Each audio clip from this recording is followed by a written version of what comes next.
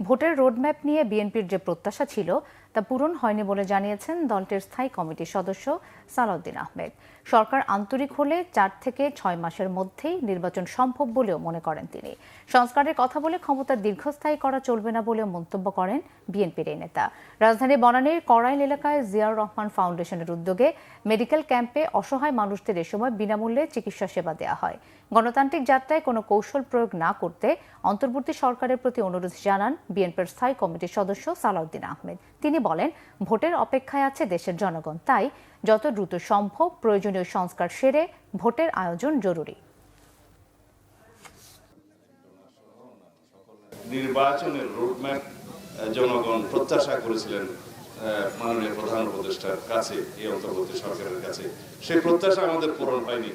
যে ঘোষণাটা এসছে গতকালকে প্রধান উপদেষ্টার পক্ষ থেকে, তার প্রেস সচিব দিয়েছেন, সেটা ওনার ভাষণেরই একটি অংশ ছিল।